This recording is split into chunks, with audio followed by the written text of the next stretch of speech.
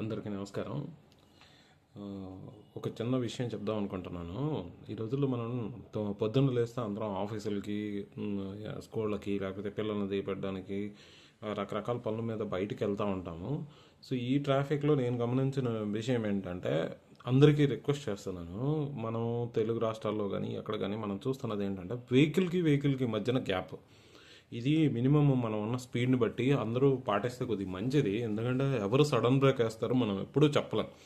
So suppose మన distance, మన vehicle 40లో ఉందనుకుంటే ఒక 4 మీటర్స్ గ్యాప్ మెయింటైన్ చేయడం మంచిది. అట్లాగే 60 స్పీడ్లో ఉన్నప్పుడు 6 మీటర్స్. సో ఇట్లా కనీసం మెయింటైన్ చేస్తే అవతల వాళ్ళు బ్రేక్ వేసేటప్పుడు, లేదు సడన్గా ఏదైనా ఇష్యూ వచ్చి సడన్గా, ఎందుకంటే మనం చెప్పలేం రోడ్డు మధ్యన ఎవరు బ్రేక్ వేస్తారో, బ్రేక్ వేసేస్తే మనకి కనీసం అది గుర్తించుకొని మనం గుర్తించి బ్రేక్ వేసేయడానికి కొంచెం టైం ఉంటుంది. సో ఇది ఒక్కటే రిక్వెస్ట్. ఇది మనకి చాలా సేఫ్.